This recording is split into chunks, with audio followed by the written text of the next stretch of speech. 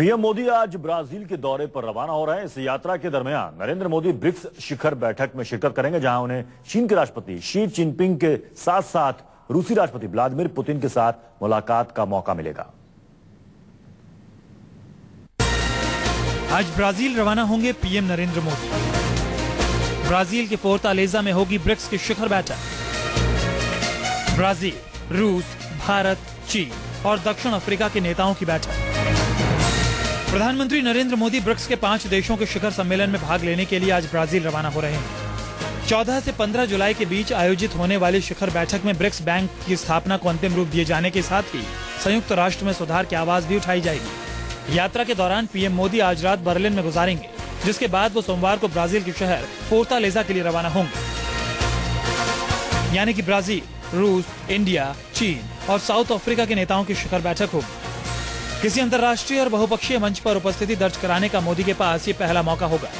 इस शीर्ष बैठक में पीएम मोदी को चीनी राष्ट्रपति शी जिनपिंग, रूसी राष्ट्रपति व्लादिमीर पुतिन, दक्षिण अफ्रीकी राष्ट्रपति जैकब जुमा और मेजबान देश ब्राजील के राष्ट्रपति दिल्मा रोसेफ समेत दुनिया के अन्य दूसरे नेताओं से मुलाकात का मौका मिलेगा।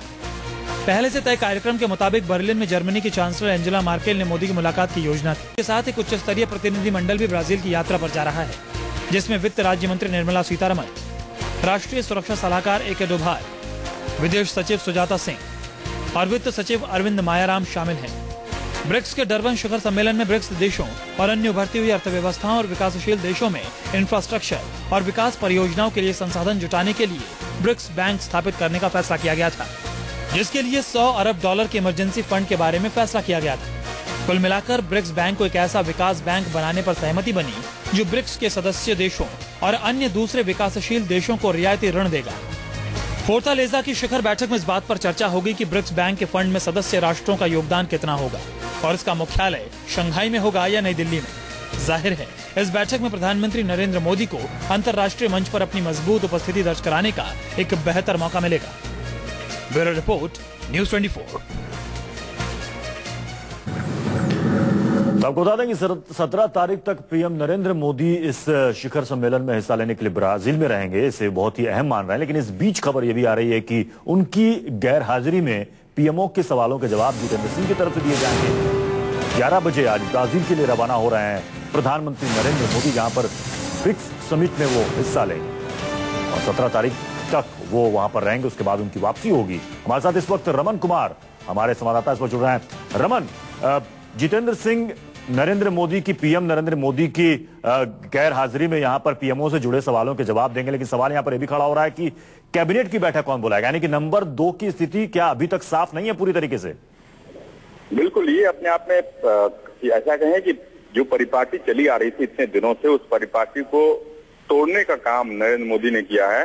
क्योंकि मनमोहन सिंह भी जब भी विदेश दौरे पर जाते थे तो कैबिनेट सेक्रेटरी को सीलबंद लिफाफे में वो क्लियर करके साफ तौर पर बता के जाते थे कौन सा काम कौन देखेगा। अमूमन प्रणब मुखर्जी को जिम्मेदारी दी जाती थी, लेकिन बाद के समय में ए के एंटनी और प्रणब मुखर्जी दोनों को जिम्मेदारी दी जाने लगी। लेकिन पहली बार ऐसा हो रहा है कि नरेंद्र मोदी 5 दिन के लिए देश से बाहर जा रहे हैं और अभी तक कैबिनेट सेक्रेटरी के पास कोई जानकारी नहीं दी गई है कि उनके अब्सेंस में नंबर 2 कौन होगा। यानी कि प्रधानमंत्री का ये इरादा है कि वो ब्राजील से ही यहाँ के बारे में पूरी तरह से फैसला करेंगे, पूरी तरह से दिशा निर्देश देंगे और प्रधानमंत्री कार्यालय से जुड़े सवालों का जवाब के लिए देने के लिए उन्होंने जितेंद्र सिंह को नॉमिनेट किया है। यानी कि ब्राजील में जरूर रहेंगे नरेंद्र मोदी, लेकिन उनकी नजर जो रहेगी वो यहाँ पर भी रहेगी, वहीं से सारे आदेश देंगे वो।